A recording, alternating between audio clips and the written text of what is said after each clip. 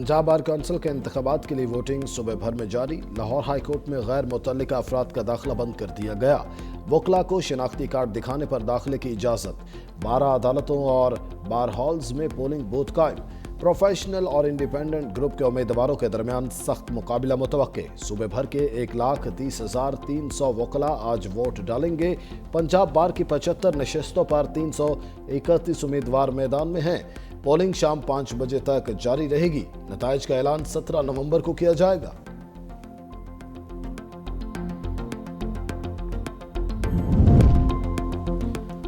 लाहौर में भारत से आने वाली आलूदा हवाओं ने फसाई आलूदगी बढ़ा दी। शहर का औसत एयर क्वालिटी इंडेक्स 320 से 360 तक पहुंच गया। महकमा माहौलियात के मुताबिक फजा में आलूदगी की शरह बहुत बुलंद मगर काबू में है। सर्द सुबह हवा की कम रफ्तार और बारिशें न होने से फजाई आलूदगी में इजाफा हुआ। दोपहर में हवाओं की रफ्तार बढ़ने से बेहतरी का इम्कान है। वज़ीर आला मरीम नवाज की हिदायत पर इंसदाद स्मोग मुहिम तेज। ट्रैफिक कंट्रोल, पानी के छिड़काव और इंडस्ट्री चेकिंग जारी है। महकमा माहौलियात ने शहरियों को गैर जरूरी सफर से गुरेज और मास्क के इस्तेमाल की हिदायत की है।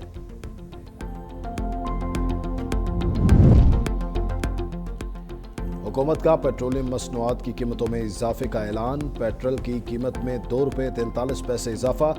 पेट्रोल की कीमत फी लीटर नई ₹265.45 मुकर्रर। हाई स्पीड डीजल की कीमत में फी लीटर ₹3.02 इजाफा। हाई स्पीड डीजल की नई कीमत ₹278.44 मुकर्रर कर दी गई। वजारत खजाना ने पेट्रोलियम मसनूआत की नई कीमतों का नोटिफिकेशन जारी कर दिया। आज़ाद कश्मीर में हुकूमत बनाने और संभालने की पोजीशन में आ गए। कश्मीर के वज़ीर आज़म का ऐलान आज़ाद कश्मीर में ही होगा। Chairman Peoples Party Bilawal Bhutto का मीडिया से गुफ्तगू। कहा, इंतखाबात से काबिल का वक्त पीपल्स पार्टी के लिए एक इम्तिहान होगा। आज़ाद कश्मीर के पिछले इलेक्शन में पीपल्स पार्टी की जीत को बदला गया। एक सियासी साजिश के जरिए कश्मीर में खला पैदा किया गया। कश्मीरी आवाम से वादा करता हूँ, आपको मायूस नहीं करूँगा। आपकी नुमाइंदगी पूरी दुनिया में करता रहूंगा।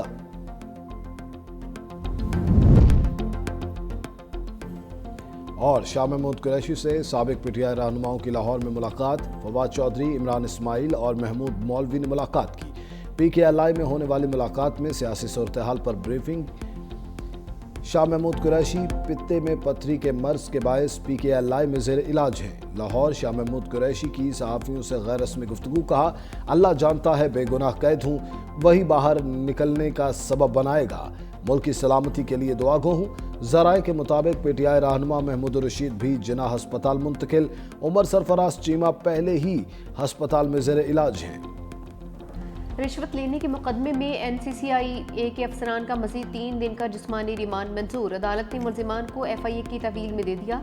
अदालत ने एडिशनल डायरेक्टर सरफराज चौधरी समेत दीगर तमाम मुल्जिमान का जिस्मानी रिमांड मंजूर कर लिया। जुडिशल मजिस्ट्रेट ने महफूज फैसला सुना दिया। मुल्जिमान को 3 नवंबर को दोबारा पेश करने का हुक्म। केस के दौरान एडवोकेट मुनीर भट्टी ने बताया, असिस्टेंट डायरेक्टर शेब ब्रास ने डकी भाई के $3,420 अपने अकाउंट में ट्रांसफर किए हैं। मुल्जिम कॉल सेंटर से माहाना भी लेते थे। दूसरी जानिब डकी भाई ने जोए की ऐप प्रमोशन केस में जमानत की दरख्वास्त दायर कर दी है।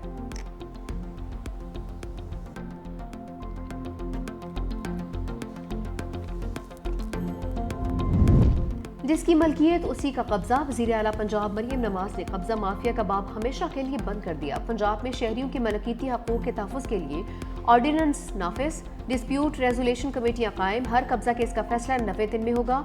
अपील कोर्ट के रिटायर्ड जज की सरबराही में कायम खसूसी ट्रिब्यूनल सुनेगा। खसूसी ट्रिब्यूनल भी 90 दिन में फैसला करने का पाबंद होगा। फैसले के बाद ज़मीन 24 घंटे में वागुजार करवाई जाएगी। वज़ीर आला मरीम नवाज ने डिस्प्यूट रेजोल्यूशन कमेटियाँ 30 दिन में फंक्शनल करने का हदफ मुकर्रर कर दिया। कहा, पंजाब में अब कोई किसी की ज़मीन नहीं छीनेगा। गरीब की ज़मीन का मुकदमा बरसों नहीं चलेगा। मां जैसी रियासत हर कमज़ोर के साथ खड़ी है।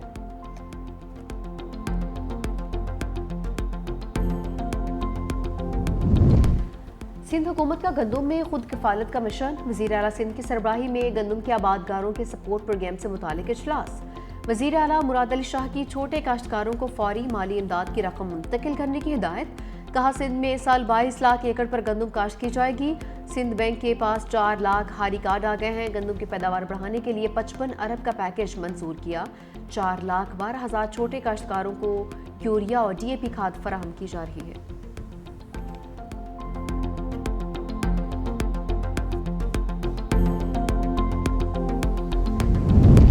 सिंध जॉब पोर्टल के तहत अब तक 3,26,000 से ज्यादा उम्मीदवार अहल करार पा चुके। सीनियर वजीर शजील इनाम मेमन का कहना है उम्मीदवार मुख्तलिफ सरकारी और निजी इदारों में मेरिट पर मबनी भर्तियों के लिए रजिस्टर्ड हुए हैं। पोर्टल में ग्रेड 5 से 15 तक की सरकारी आसामियों, टेक्निकल और नॉन टेक्निकल मुलाजमतों के अलावा निजी शोबे के मौके भी शामिल हैं। पूरे निज़ाम की निगरानी शफाफ अंदाज में की जा रही है। तमाम रिकॉर्ड ऑडिट के काबिल है और हर भर्ती का अमल डिजिटल ट्रेस के तहत महफूज रहता है। शजील मेमन ने कहा कि सिंध हुकूमत ने मेरिट, शफाफियत और नौजवानों के रोशन मुस्तकबिल पर कोई समझौता किया है, न ही करेगी। कराची में ट्रैफिक कवानीन की खिलाफ वर्जियों के खिलाफ जदीद चालान निज़ाम में तेज़ी। सिर्फ 4 दिन के दौरान शहरियों को 18,733 इलेक्ट्रॉनिक चालान जारी किए गए, जिनकी मजमूई मालियत 10 करोड़ रुपए से ज़ायद है। नए निज़ाम के तहत 24 घंटों में मजीद 5,791 चालान किए गए हैं। सबसे ज्यादा 3,540 चालान सीट बेल्ट न पहनने पर किए गए। 1,555 मोटरसाइकिल सवारों को हेलमेट न पहनने पर जुर्माने आयद किए गए।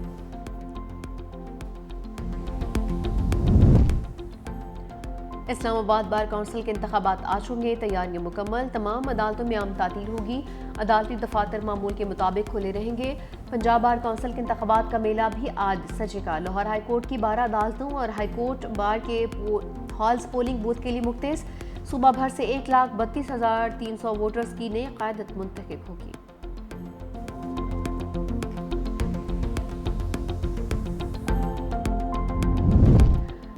भारत से आने वाली आलूदा हवाओं ने स्मोक की शिद्दत में इजाफा कर दिया। लाहौर दुनिया के आलूदा तरीन शहरों की फहरिस्त में आज भी पहले नंबर पर। फ़ज़ा में आलूदगी खतरनाक हद तक बढ़ गई। औसत एयर क्वालिटी इंडेक्स 443 तक पहुंच गया। फैसलाबाद, कसूर, गुजरांवाला और मुल्तान में भी स्मोक का राज। तिबी माहिरीन का शहरियों को बिला ज़रूरत घरों से ना निकलने का मशवरा, मास्क इस्तेमाल करने की हिदायत भी की।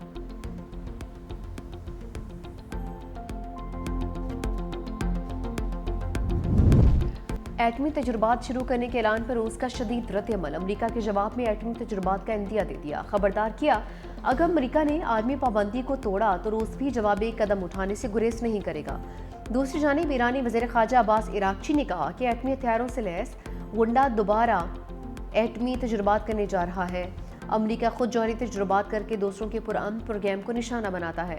एटमी तजुर्बात की बहाली गैर जिम्मेदाराना इक़दाम है जिसने आलमी अमन व सलामती को संगीन खतरे में डाल दिया है।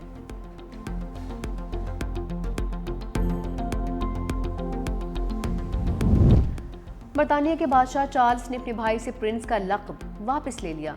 शहजादा एंड्रयू को शाही रिहाइशगाह खाली करने का हुक्म भी दे दिया। बकिंगम पैलेस के एलामिया में कहा गया कि प्रिंस एंड्रयू को अब एंड्रयू माउंटबेटन विंडसर के नाम से जाना जाएगा।